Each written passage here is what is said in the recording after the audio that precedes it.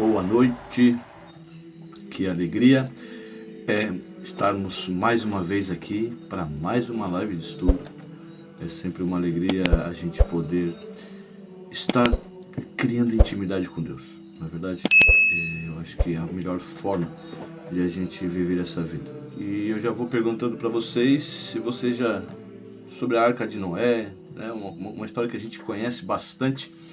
Você tem alguma dúvida já, alguma coisa que você não entendeu, alguma coisa que você gostaria de comentar, perguntar sobre a Arca de Noé, sobre a história do dilúvio?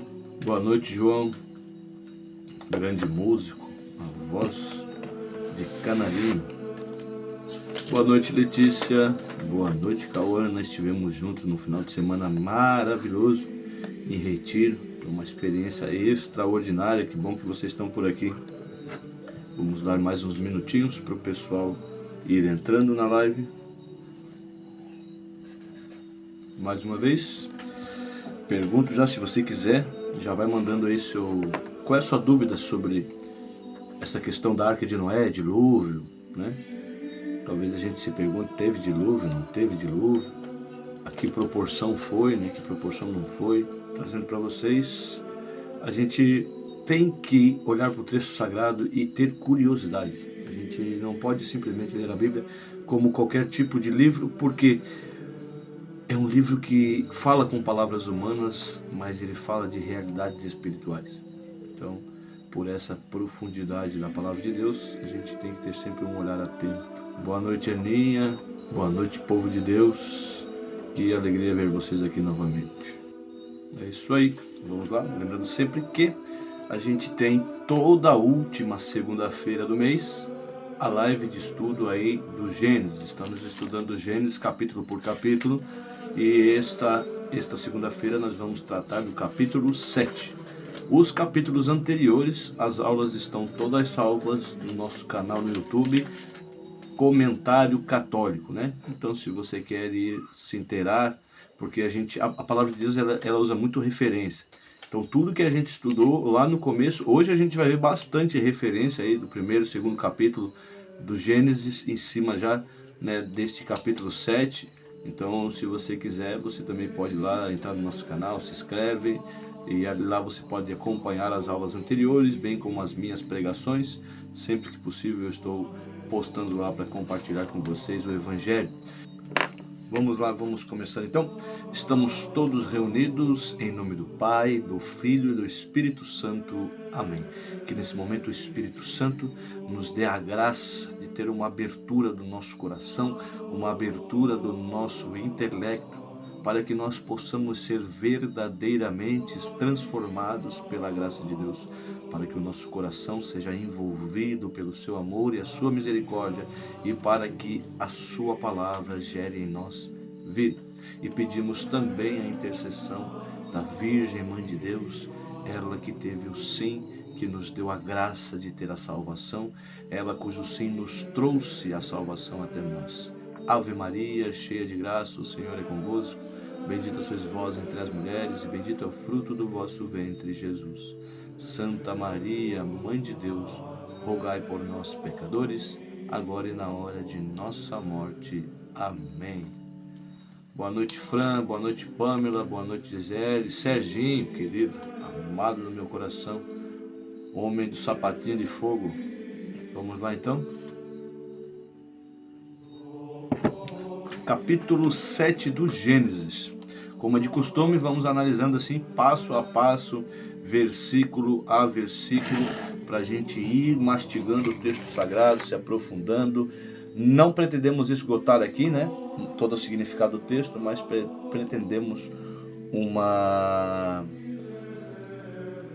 domínio, né? Pretendemos uma profundidade que nos dê uma graça de uma fé e uma confiança maior. Agora vamos à leitura do versículo 1.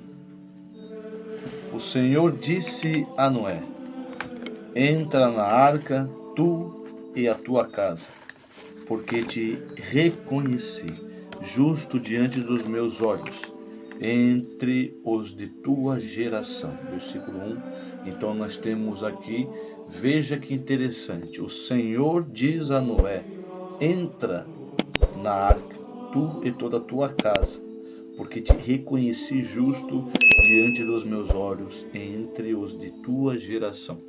Então, olha, é Deus que comunica com o homem, certo? Aqui, a união entre o que atrai o olhar de Deus, né? Porque Noé foi reconhecido justo. Justo tem mais a ver com uma pessoa equilibrada do que com uma pessoa perfeita. A gente, infelizmente, tem aí uma ideia de que o justo, o santo é a pessoa perfeita. Não, mas justo é a ideia de equilibrado. Simplesmente a gente pode pensar qual é o símbolo, né, da justiça. O símbolo da justiça é uma balança, né? A balança. E a balança está com os dois pratos na mesma posição. Então nós temos aí o justo é uma pessoa equilibrada, é uma pessoa que domina a si mesmo, as suas emoções, é uma pessoa temperada, é uma pessoa madura, consciente. Isso é o justo, né? Mais tarde o próprio São José vai ganhar, né, esse mesmo adjetivo, justo. Então que a gente já pode entender que justo aqui não significa aquele que é perfeito, mas a pessoa que é equilibrada, uma pessoa temperada, aquela pessoa que realmente vai crescendo na espiritualidade, vai dominando as suas tendências, né? E aí vai conseguindo realmente atingir a santidade e adentrar mais profundamente na intimidade com Deus. E ele diz, né? Entra, tu e a tua casa, porque te reconheci justo diante dos meus olhos, entre os da tua geração. Deus, ele abençoa a família inteira de Noé através da ação de justiça de Noé. Não é verdade? Então veja que importante, que interessante aqui tem a ver com a minha atitude referente à minha família. E por quê? Porque quando eu encontro o Senhor, quando Deus ele realmente penetra as minhas defesas e faz habitar dentro do meu coração, aí neste momento aonde eu vou, eu tenho condições de levar a presença de Deus. E aí eu e a minha casa literalmente onde eu moro, onde eu convivo com aqueles que são os meus irmãos, irmãos de sangue, em Cristo, enfim, essa presença de Deus em mim, ela realmente ela se expande a ponto de tocar as pessoas que eu convivo, né? Boa noite, pessoal que está entrando agora, que Deus abençoe vocês. Se você já tem alguma dúvida, alguma pergunta sobre o capítulo 7, nós estamos vendo hoje o dilúvio, a arca de Noé, já pode ir mandando aí que a gente vai selecionando as perguntas. Então vamos para o versículo 2. De todos os animais puros tomarás 7 casais machos e fêmeas, e de todos os animais impuros tomarás um casal, macho e fêmea. Então veja que o Senhor diz a Noé, para que ele tome de todo um animal puro 7 casais, e dos impuros um casal. Aí eu vou fazer uma pergunta para vocês. Por que alguns casais de animais Deus pediu que se trouxessem 7 e outros apenas um? Não é curioso este fato de que alguns animais foram escolhidos a mais do que outros? Vamos lá, nossa querida Kelly, saudade de vocês, queridos, muito amados. Para servir de alimento, será? É uma boa ideia, né? Porque de fato eles iam precisar se alimentar. Mas será que era para servir de alimento? Então vamos lá. Esses animais puros, eles serviriam para o culto ao Senhor, para o sacrifício a Deus, né? Inclusive alguns teólogos acreditam que Noé, a cultura ali dele, da família dele, eles não consumiam carne, né? Tem alguns historiadores, alguns teólogos que entendem dessa forma, outros não, mas saberia-se que o tempo da arca, o tempo do dilúvio, era um tempo de recolhimento, um tempo de jejum também, né? Esse tempo em que nós nos abrigamos dentro da igreja, é um convite também a trabalharmos o nosso coração diante das abstinências. Então, a gente pode começar a entender assim que esses animais, eles foram levados, os puros, 7 casais, para servir para o sacrifício ao Senhor. E veja que interessante, não alimento, mas para servir de sacrifício para o Senhor, porque aquilo que é do Senhor vem primeiro e é mais importante de tudo. Então veja, é justamente a gente ter essa ideia de não, a carne ou a parte mais saborosa, a parte da minha vida mais nutritiva, eu posso pensar assim também, é de Deus e não para mim. Você entende? Eu sacrifico o melhor da minha vida para mim ou sacrifico o melhor da minha vida para Deus em primeiro lugar? Lembra? Buscar primeiro o reino de Deus e tudo mais lhe será dado por acréscimo. O engraçado é que muitas vezes a gente prefere ficar só com um acréscimo e esquece então de buscar o reino de Deus, só que a nossa vida nós não conseguimos sustentar as realidades. Quem sustenta as realidades é Deus. Então nós temos que procurar primeiro aquilo que é o sustento da nossa própria realidade. E aí as coisas acontecerão como consequência desse encontro com Deus. Então aqui esses animais servem para o culto, para ser sacrificados a Deus. Veja que linda essa devoção, né? De dar a Deus aquilo que é melhor, aquilo que é mais excelente. Então eu posso substituir a carne aqui, por exemplo, pelo melhor tempo do meu dia. O que eu faço no melhor tempo do meu dia? Eu separo ele para Deus? Ou não? Melhor tempo porque é para mim, porque, né? Aí talvez a gente use a ideia do descanso, do lazer e tal, mas nós cristãos temos que entender que as nossas premissas devem ser entregues a Deus. Sim, Kelly, bastante interessante a tua questão dos animais carnívoros, né? Não precisariam de alimentação. Nós entendemos que os animais, porque para a alimentação deles, essa ideia de pureza aqui não é a ideia de puro e impuro lá depois do deserto, né? Onde eles escrevem o Levítico, o Código de Leis, ali o puro e impuro no sentido de comer e alimentar-se.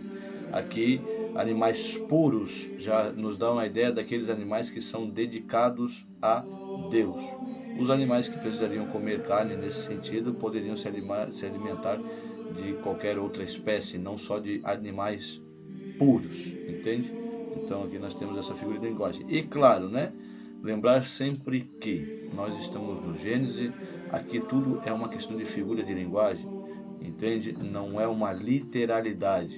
Por favor, não queiram forçar as escrituras à literalidade. Nós não estamos considerando que foi 100% real, né? Não digo que durante algum período na Terra não houve o grande dilúvio, mas aqui nós temos um livro que quer ensinar não fatos históricos, não fatos científicos.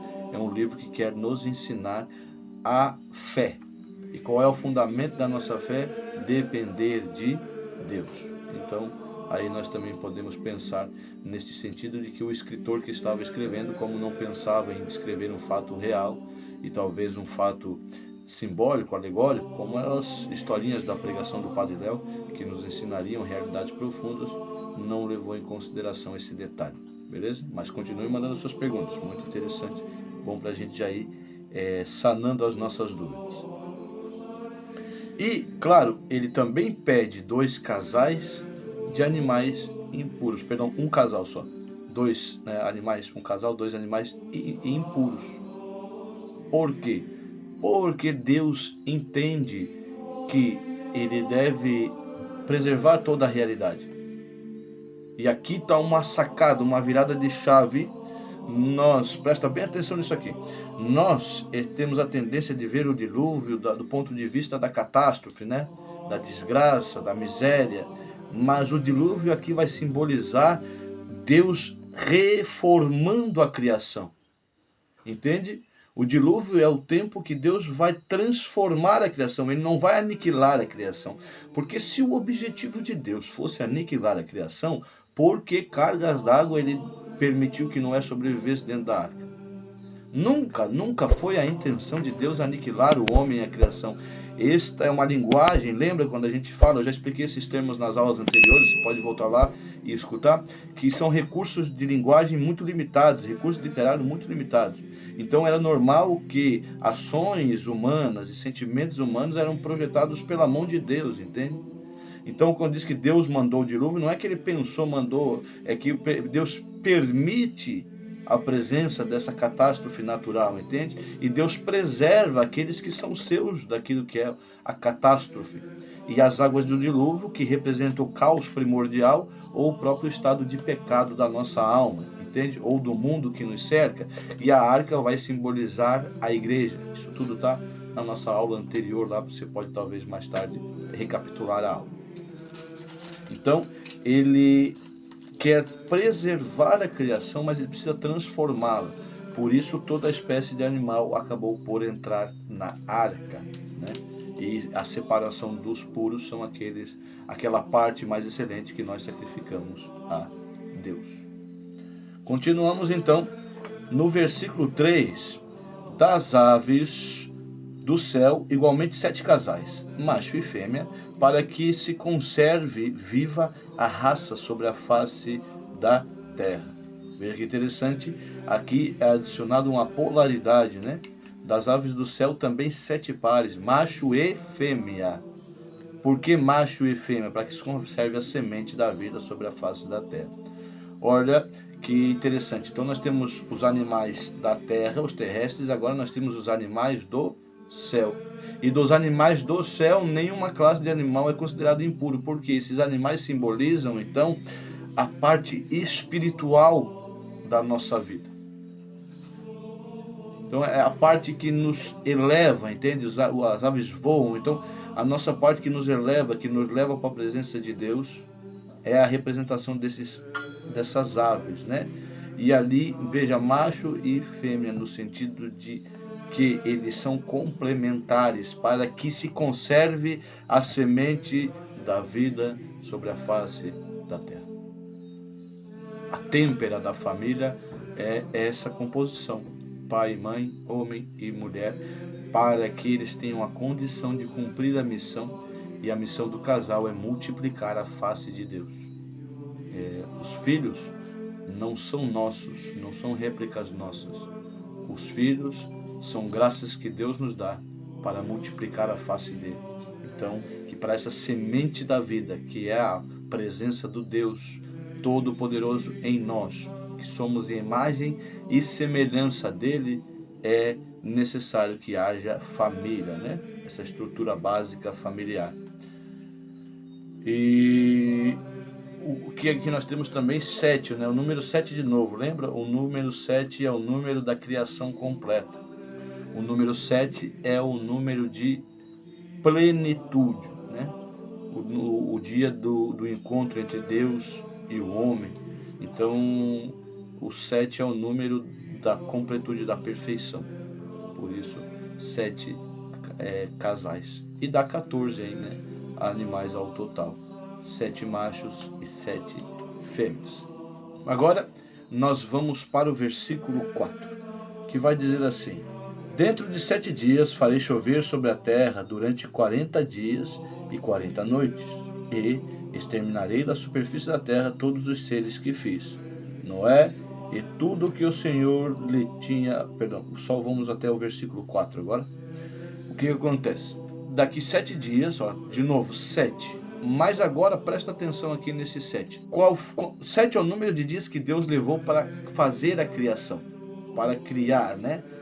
E então vamos dizer também que os números 7 é o número da nossa vida interior, porque nós, né, temos que ser amadurecidos, transformados, temos a nossa vida para evoluir. Então esse número 7 simboliza o homem quando encontra Deus, o homem na plenitude do ser. Então 7 dias é como se Deus estivesse dizendo assim: eu vou te dar uma vida completa, uma vida perfeita, para que então chegue o dilúvio. Ou seja, há um tempo que Deus dá para a humanidade. que são representadas aqui por esses 7 dias antes de virem as águas do dilúvio. Então Deus avisa, Deus ele nos dá essa vida, e essa vida é o tempo em que nós podemos trabalhar a graça de Deus antes que nos venha então o dilúvio, ou essa experiência de ser elevado à presença de Deus, que nós chamamos morte, não é verdade? Essa dormição, esse descanso com os antepassados, esse translado para a presença de Deus é que vai acontecer, é o que ele quer demonstrar aqui também como figura de linguagem do dilúvio, né? Então nós temos uma vida para chegar até a presença de Deus. 7 dias, o tempo perfeito, né? O tempo da perfeição, o tempo para nos aperfeiçoarmos. Então ele diz que vai chover 40 dias e 40 noites. Lembra lá capítulo 1 do Gênesis, nossa aula? O número 4, ele vai levar sempre a ideia de delimitação. No 4º dia é o dia que Deus delimita os mares, a terra, que Deus dá limite às coisas. Mas não dá limite como quem prende, dar limite é como dar forma. Por exemplo, eu tenho uma xícara aqui na minha mão, essa xícara aqui ela tem limites, né? Ela vem até aqui na altura, ela vem até aqui na profundidade, ela tem uma alça aqui, então ela tem limites. Dar limites é dar forma para que as coisas possam existir no mundo real. Então, o 40 dias que vai chover, né, e 40 noites, dá a ideia desse tempo necessário para lançar os novos limites da nova criação, né? Então vai chover aí durante 40 dias, 40 noites. E nós temos 40 anos do povo no deserto, Jesus 40 dias no deserto. Então 40 tem essa ideia, né? Que é o quê?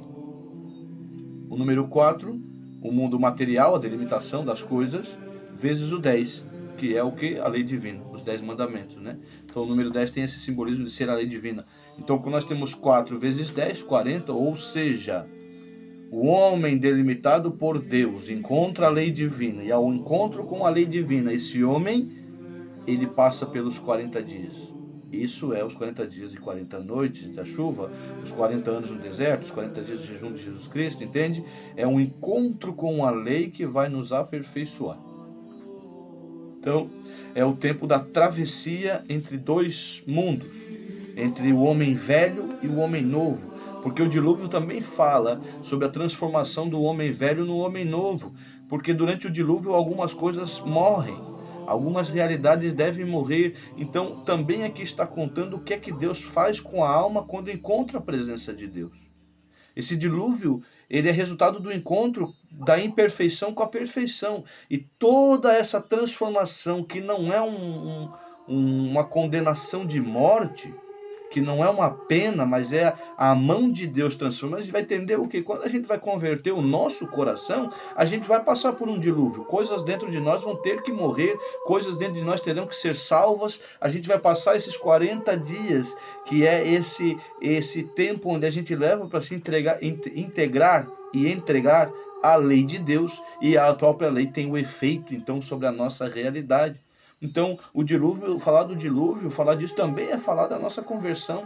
É também falar da transformação do homem velho para o homem novo, o homem afastado para o homem que está na presença de Deus, né? Então a gente percebe que aqui é uma grande lição, porque assim, querido, querida, você está convertendo, você está transformando a tua vida em graça, tu está indo para a presença de Deus, vai ter um dilúvio, vai ter sofrimento, vai ter momentos em que coisas dentro de você vão ter que ser deixadas para trás, nas águas do dilúvio, para que coisas possam ir para a frente, para que coisas, né, possam se manter na superfície da graça de Deus, e isso tudo dentro da igreja, com a igreja, que é a própria arca que nos guarda, né? Quiçá, tem uns que acham que fazem parte da família de Noé, né? Mas alguns de nós são os animais que Deus salvou dentro da arca. Agradeço a Deus por eu ter sido um deles, né? Brincadeira. Vamos continuar então. No versículo 5. Noé fez tudo que o Senhor lhe tinha ordenado. Olha só que coisa mais linda. Noé fez tudo o que o Senhor lhe tinha ordenado. E aqui a palavra ordenado não significa só quando o homem obedece uma ordem de Deus. Deus mandou Noé construir a arca. Beleza? Uma ordem de que Noé cumpriu.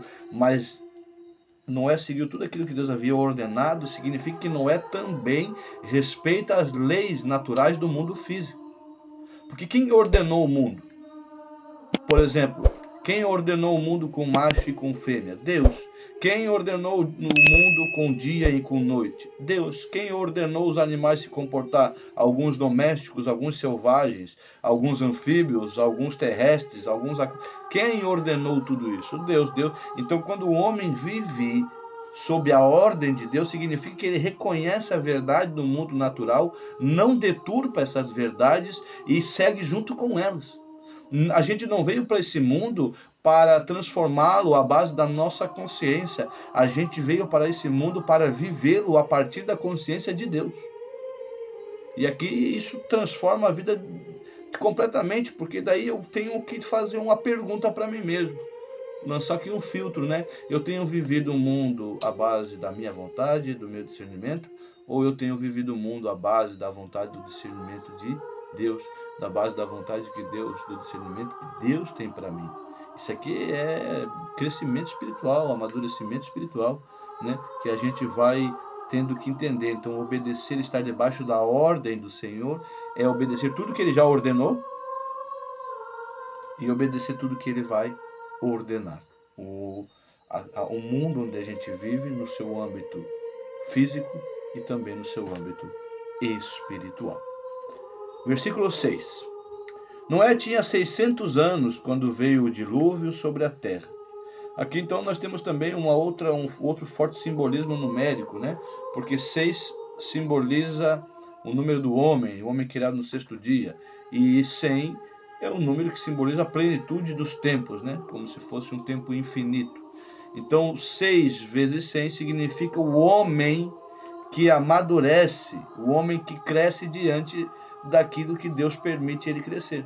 600 anos. Isso significa que Noé, nesse momento, Noé atingiu o ápice da vida humana. Aqui Noé, ele é um cara que realmente conseguiu ser um ser humano conforme o sonho de Deus. Por isso essa numerologia dos 600 anos então de Noé, quando isso vem acontecer. Verso 7. Para escapar à inundação, entrou na arca com seus filhos, sua filha e as mulheres de seus filhos. Veja, nós temos aqui 3 gerações, tem 3 tempos diferentes. Noé, a esposa, os filhos com as noras, né? Passado, presente e futuro. Então, quando eu entro na arca, eu não entro na arca fingindo que nada do que me aconteceu. Entende? Eu devo fazer as pazes com o meu passado. O homem velho ele vai morrer, mas o meu passado não vai deixar de existir. Então, diante de Deus, eu devo apresentar-me por completo, sem hipocrisias. Diante de Deus, eu devo colocar o meu passado, o meu presente e dedicar a Ele o meu futuro.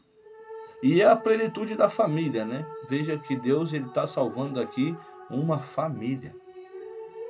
Que se a arca é a igreja, então essa família são todos aqueles que fazem parte da igreja.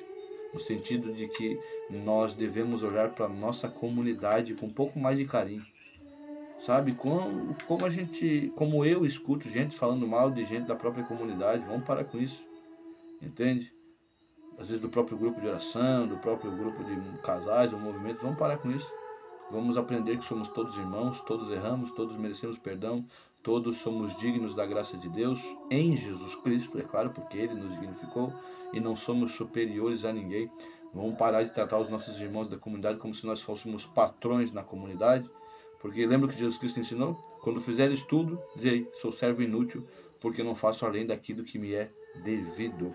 Então aqui é muito importante a gente entender isso. Somos todos uma só família e não se fala mal da própria família.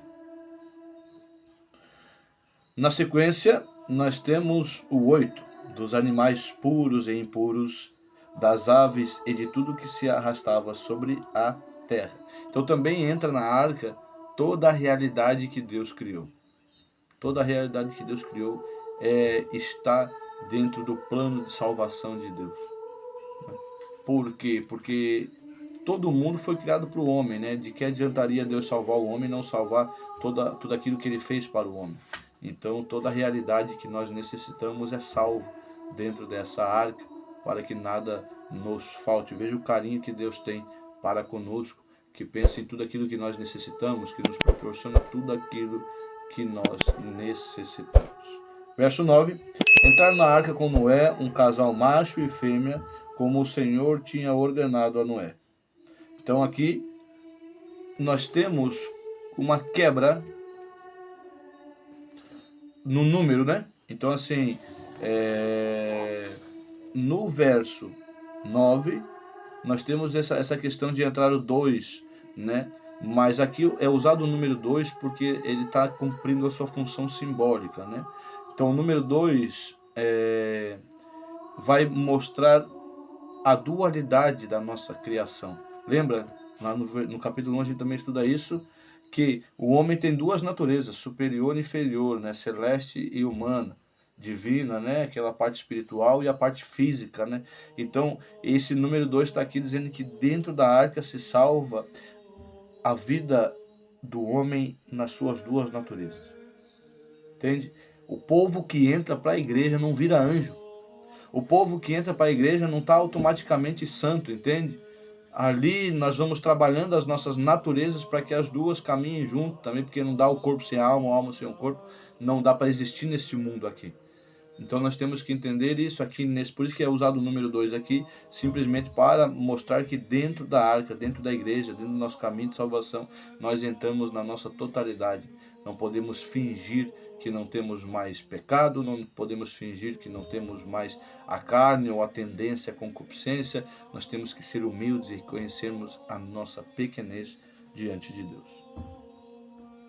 No versículo 10, então, passados 7 dias, a água do dilúvio precipitaram-se sobre a terra. As águas do dilúvio precipitaram-se sobre a terra. Então, passados 7 dias, ou passado esse tempo, né, determinado, essa perfeição que Deus nos dá para viver, então vieram as águas do dilúvio. Queridos, o desígnio de Deus acontece. A vontade de Deus é inexorável. Entende? Aquilo que Deus designou para ser, será. Isso é assim para que a gente tenha confiança em Deus. Aquilo que Deus guardou para você, será, querido. Basta, claro, que você ande junto com Ele, você esteja dentro da graça dEle, mas aquilo que Deus guardou para você é seu. Então, não tenhamos medo de viver a nossa vida em Deus, que vamos perder alguma coisa, porque vai perder amigo, vai perder, sei lá, dinheiro. Não tenhamos medo disso, né? Então, Deus, Ele é a nossa garantia. Aquilo que Ele fala se cumpre.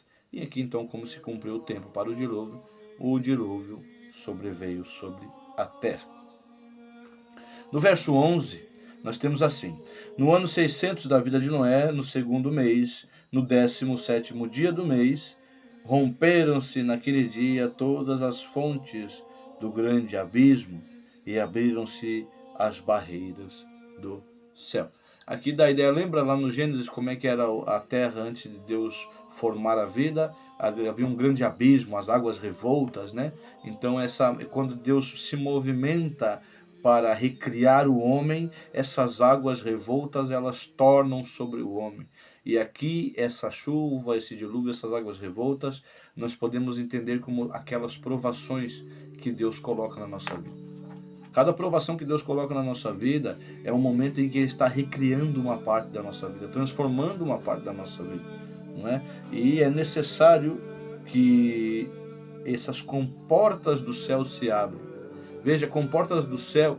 E aí eu não consigo imaginar, meus queridos irmãos, nada ruim vindo dos céus, né?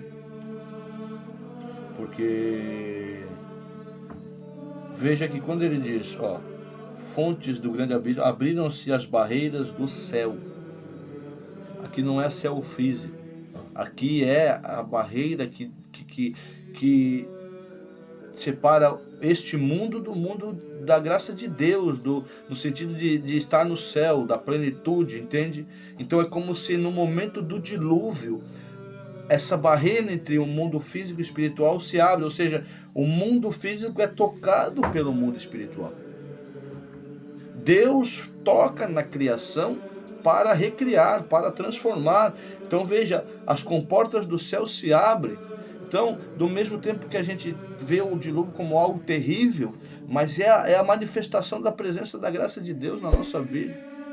É terrível, claro, para o corpo físico, para a alma fraca ou destreinada, mas para aqueles que já estão enobrecidos, fortalecidos na experiência de vida diante de Deus, quando percebem isso, percebem também essa graça de Deus, esse véu que se separa entre a realidade humana e a divina, e esse encontro das duas naturezas que transforma as nossas vidas.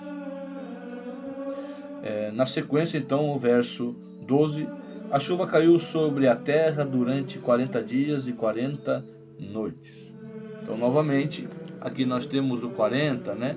O número da delimitação, o 40 é o número, né, da forma, o 40 é o número do tempo necessário para que aquilo que o Senhor quer realizar se realize. Então, temos 40 dias e 40 noites em que chovem, né?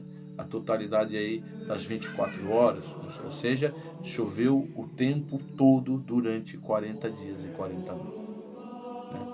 As águas que nos dão a condição de sermos recriados, elas isso também é um momento de deserto da nossa vida, esses 40 dias e 40 noites onde as dificuldades se abatem sobre nós, é o tempo, quanto tempo vai durar a aprovação, quanto tempo vai durar a doença, o tempo necessário para que o nosso coração seja remodelado pela graça de Deus.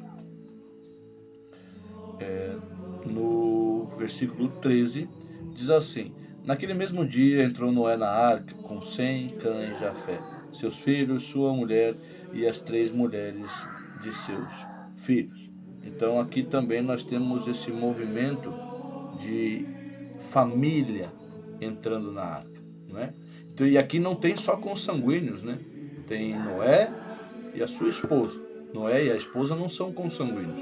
Aí tem os filhos, mas também tem as noras, que não são consanguíneos, mostrando justamente, né, a multiplicidade da igreja, homens e mulheres, parentes e não parentes, que se salvam dentro da arca. Com eles, os animais selvagens de toda a espécie, os animais domésticos de toda espécie, os répteis de toda espécie que se arrastavam sobre a terra e tudo que voava de toda a espécie, de todas as aves e de tudo que tem asas. Então, aí então a igreja vai salvar, né? A arca vai ter a condição de salvar a plenitude da criação, a completude da criação. A igreja ela não vai lançar sobre a criação de Deus uma salvação parcial, não. Ela é feita para guardar a completude da presença de Deus, né? A plenitude, tudo aquilo que é obra do Criador é salvo pela nossa mãe igreja. Então você olhe a responsabilidade, olhe o tamanho da força e do poder da nossa igreja. Às vezes a gente não percebe a grandeza da nossa igreja porque a gente tem uma visão da comunidade, da nossa cidade, talvez até da arquidiocese, mas a nossa igreja cuida do mundo inteiro, meus queridos. Quando os romanos, eles não faziam aborto, né? Mas, por exemplo, os romanos, eles quando não queriam os filhos, eles pariam e jogavam fora. E eram os cristãos que passavam nas latas de lixo, nos locais onde os bebês eram dispensados, e os guardavam consigo, às vezes escondido, e levavam para casas onde eram cuidados de crianças. Hoje em dia a gente chama isso de orfanato, mas quem inventou isso foi a nossa mãe igreja. Está entendendo? A salvação da plenitude de toda a raça humana, de tudo aquilo que é criatura divina. Entende? A nossa igreja é linda, é maravilhosa, como diria o padre Paulo Ricardo, é lindo ser católico. A gente tem que ter essa noção, a gente tem que ter mais respeito pela nossa igreja, a gente tem que ter mais respeito pela nossa história, pela missão que todos temos enquanto igreja. No versículo 15, então, vai dizer assim: de cada espécie que tem um sopro de vida, um casal entrou na arca com Noé. Então, novamente, agora aqui, um casal, né, diferente daqueles 7 e tal, dizendo que de tudo que tem sopro de vida, de tudo aquilo que é criatura divina, é salvo pela arca. Essa harmonia, essa totalidade que nós precisamos, entende? Aqui agora a gente pode entender essa arca também como nosso próprio coração, e todos esses animais e toda essa vida como a nossa vida interior, tá entendendo?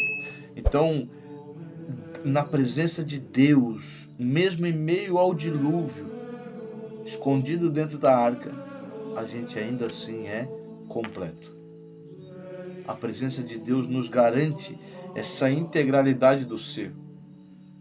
Então, diante de Deus não há sensação de vazio, não há depressão, não há essa questão da ansiedade. As pessoas que conseguem entrar na arca, mas entrar de verdade, colocar-se na presença de Deus de verdade, encontram junto com isso a plenitude de si mesmos. Eles se sentem completos, se sentem extremamente satisfeitos e, por consequência, então, felizes.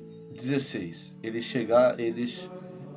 Chegavam macho e fêmea de cada espécie, como Deus tinha ordenado a Noé, e o Senhor fechou a porta atrás deles. Olha só que interessante. Eu não sei se você já tinha reparado nesse detalhe, mas não foi Noé que fechou a porta da arca. Foi Deus que fechou a porta da arca.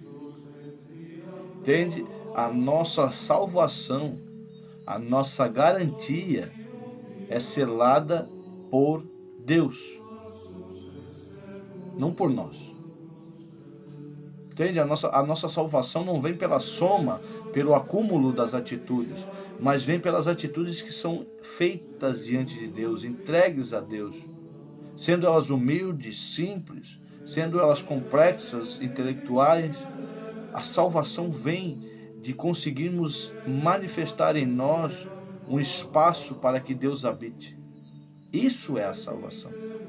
Entende? Não é a multiplicação das nossas ações, como se a gente fosse chegar um dia a uma perfeição digna de Deus. Nunca, jamais. Não tem como. Então a nossa salvação é selada por Deus. Veja, a porta foi fechada por Deus. Quem no Evangelho é configurado com a porta? Jesus. Sim, Jesus. Ele não disse, eu sou a porta. Então, quando Deus sela a porta, Ele nos garante o acesso. Está entendendo? Então, Deus, ele mesmo garante o nosso acesso à salvação. E a porta vem a ser o próprio Cristo, que é estendido no madeiro para a nossa salvação. Então, veja que é perfeita a união entre a igreja e Jesus Cristo, entre a arca e a sua porta, que é selada pela própria mão de Deus. 17. O dilúvio caiu sobre a terra durante 40 dias. As águas incharam e levantaram a arca, que foi elevada acima da terra. Veja, olha só a figura de linguagem aqui. A arca é levantada acima da terra.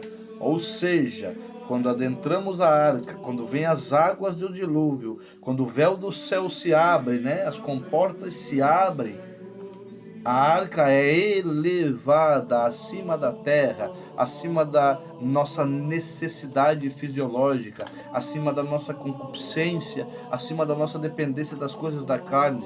Está entendendo? Que dentro da igreja, mesmo em meio a este mundo, nós somos elevados acima da terra, aproximados da presença de Deus.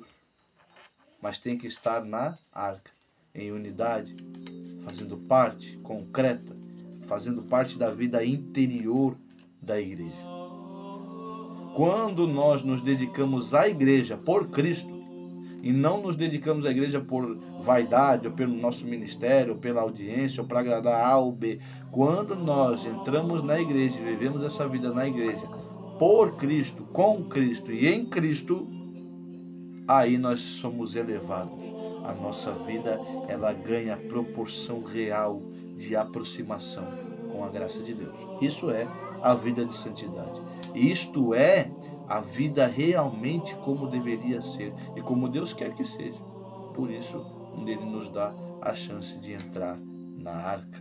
18. As águas inundaram tudo com violência e cobriram toda a terra, e a arca flutuava na superfície das águas. Mais uma vez, veja, as águas tomam tudo com violência. O mundo, o inimigo, o encardido quer nos tomar com violência.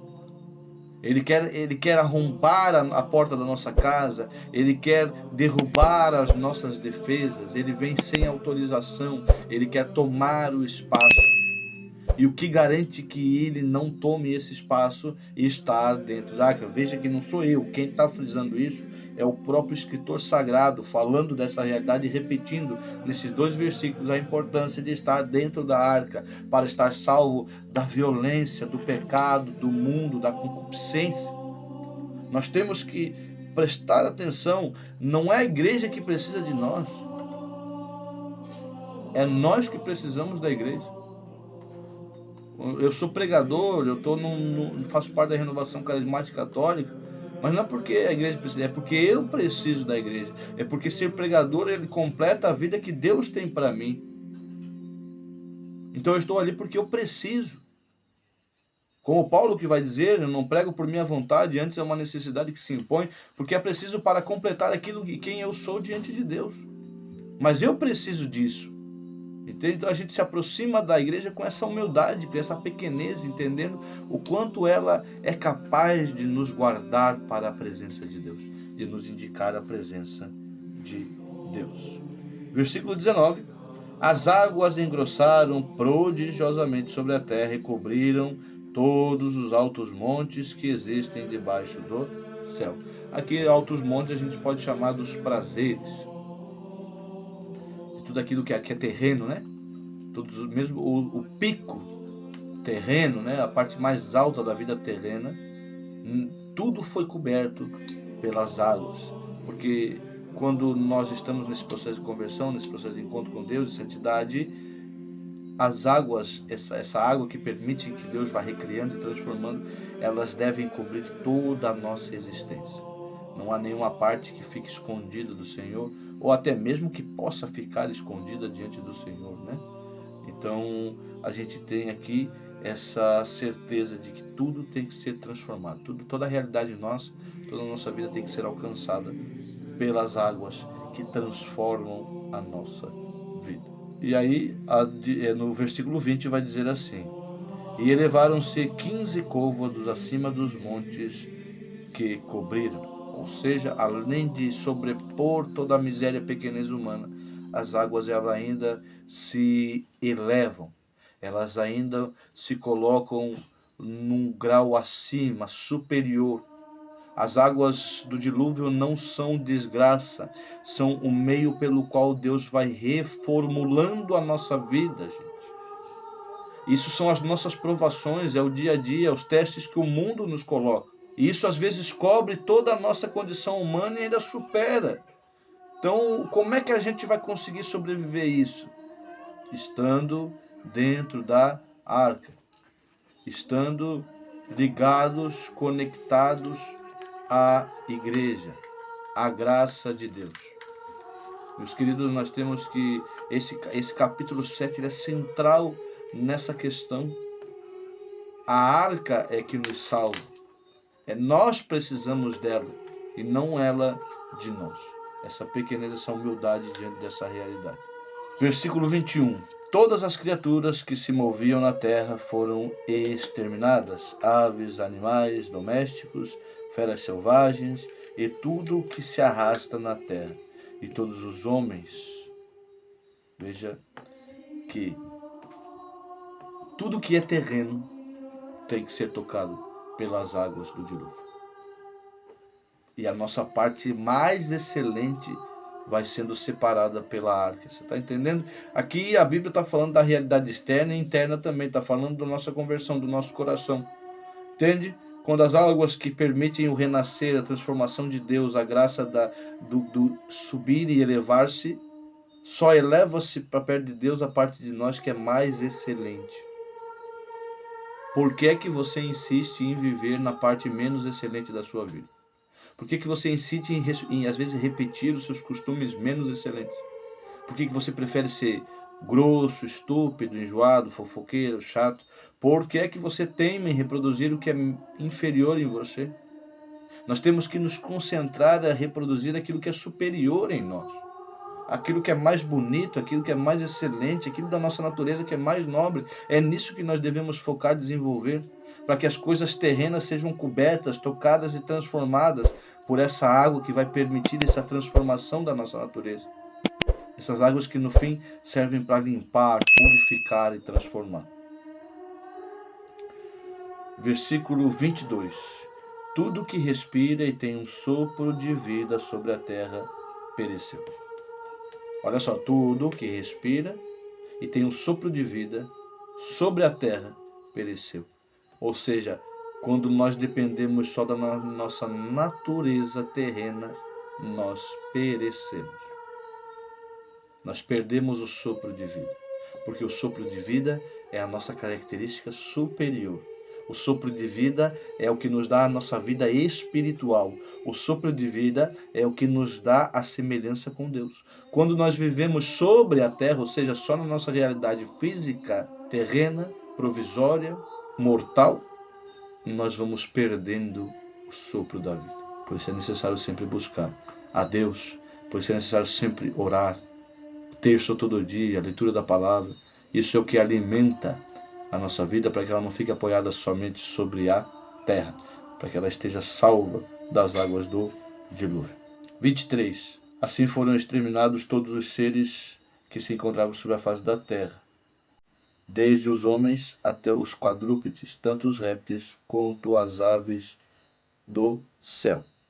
Ficou somente o que se encontrava com ele na arca. Queridos, de novo, é o próprio texto que está reforçando a ideia, para que não haja dúvidas. Lembra? A Bíblia é um livro feito para sustentar a nossa fé. Está falando da fé, está falando da nossa realidade, do nosso relacionamento com Deus, antes de realidades físicas ou históricas. Entende? Então, esse capítulo se dedica a frisar isso várias vezes. Só se salvou Noé e tudo que se encontrava com ele na arca. Dentro. Na significa dentro da arca. Por isso que nós não devemos nos afastar da nossa mãe igreja. Porque entende que a arca é garantia de salvação. Você está entendendo isso? Você entendeu? A arca é garantia de salvação. Se ela prefigura a igreja é garantia de salvação. Mas para quem entra, para quem adentra, entende? Para quem penetra a realidade divina e a vive de fato na sua vida. Eu costumo dizer nas minhas pregações que ela é o que nos garante as ações eternas, os tesouros no céu, que nós encontraremos quando formos para lá. E por fim, versículo 24. As águas cobriram a terra pelo espaço de 150 dias. Veja só, aqui nós temos mais um número forte presente, né? 150 dias. O número 5 na Bíblia é o número da liberdade de Deus. É o número de quando Deus libera a vida, né? Dá a condição dos seres multiplicarem-se. As aves do céu poluem, né? O céu polulem, perdão. Os animais aquáticos polulem as águas, né? Então o número 5 é esse número da graça que gera vida. E o número 30, na Bíblia, nós temos ele como símbolo de maturidade, né? Cristo começou simbolicamente a sua missão com 30 anos. Embora historicamente ele pudesse ter até 36, mas esse número 30 ficou porque o número 30 simboliza então a maturidade, a idade onde já podemos ser livres para escolher. Então, 5 vezes 30 dá 150, que representa o tempo da graça em maturação. Ou seja, 150 dias simboliza o tempo que Deus leva para reconstruir então a humanidade. Mas simboliza que Deus começa e termina. Leva um tempo, mas todo tempo chega a um fim. Então essa é a grande lição. Por mais que eu esteja passando por um tempo de transformação na minha vida, todo tempo chega a um fim. Tem até uma né, no livro de Reis, quando fala do rei Davi, tem um momento que o rei Davi pede que um dos seus subalternos crie uma frase que descrevesse o reinado dele. Aí você imagina só a responsa e a dificuldade de descrever o reinado de um rei na dimensão do rei Davi com uma frase. Só que o homem conseguiu, ele chega para o rei e diz assim: eu consegui a frase, rei. E depois não, diga: tudo passa. Entende? Tudo passa. Alegria passa. Sofrimento também passa. Então que nós temos, qual é a única coisa que não passa? A presença de Deus.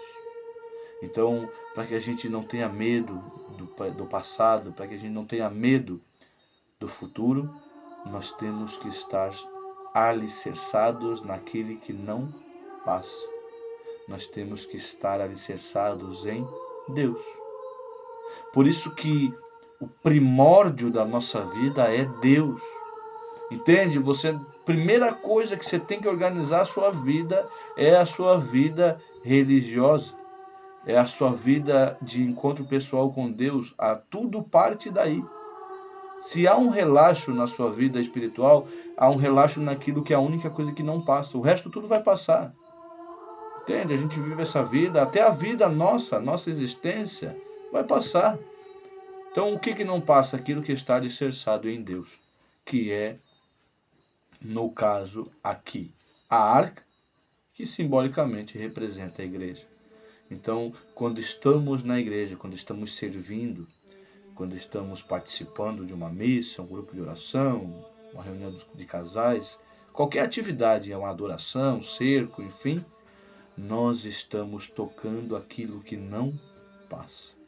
A igreja não passa. Jesus diz: as portas do inferno não prevalecerão sobre ela. Então, se existe alguma segurança na nossa vida, é a nossa mãe igreja. Se você quer segurança, entre na igreja, mas entre no sentido de faça parte. Isso é realmente a única tábua de salvação. É a arca que vai flutuar diante de toda a água, de tudo aquilo que realmente precisa ser transfigurado, transformado neste mundo. Que o nosso coração possa estar ciente disso, que nós possamos procurar adentrar mais a nossa vida espiritual e servir mais a nossa mãe igreja. É isso aí, meus queridos, chegamos ao fim de mais uma aula maravilhosa, grandiosa, e eu vou dar um tempo aqui para ver se vocês colocam algumas perguntas, né? Alguma dúvida ainda ficou para trás, né? Para que a gente possa aí estar sanando todas as dúvidas. Só recapitulando brevemente, nós estamos entendendo aqui que a arca representa a igreja, que a igreja ela é a garantia de salvação, que as águas não são necessariamente uma desgraça, algo ruim, mas é um momento em que Deus toca a nossa vida, que Ele transforma a nossa vida. Nós começamos a entender e perceber também que esse toque de Deus ele não vem como algo ruim, mas vem para transformar o nosso coração. Então não nos assustemos com a água do dilúvio, com as nossas provações, porque elas servem para nos elevar à presença de Deus. Lembrando também, temos as outras aulas anteriores, capítulos de 1 a 6 já estão no YouTube. Até amanhã essa live também estará, se você quiser reassistir. Inscreva-se no canal do YouTube, peça para quem você conhece se inscrever, a inscrição de vocês lá é muito importante para nós crescermos ali o nosso apostolado. Ative o sininho, que daí toda vez que eu postar alguma coisa, você vai estar sendo notificado para você não perder nenhuma pregação, nenhum estudo, nenhuma postagem, né? Lembrando também, tem no perfil do Instagram, ali na bio, o link para o meu e-book, meu primeiro e-book, né? Que se intitula A Chama Acesa, para aquelas pessoas que querem aprender como perseverar depois de grandes encontros. Muitas vezes a gente sente a nossa fé arrefecer. Então esse e-book nos ensina, nos traz alguns exercícios espirituais para mantermos a chama acesa. Lembrando que eu dou aula particulares de estudo bíblico, então se você quer um estudo mais aprofundado, um estudo mais focado nas suas dúvidas, naquilo que está no seu coração, você pode estar me procurando então no direct no Instagram para mais informações. E desde já, novamente agradeço o carinho da presença de vocês. Eu sempre falo isso para os meus alunos, é a presença do aluno que consagra o professor. Então, muito obrigado pela presença de vocês que permitem que eu exerça o meu ministério.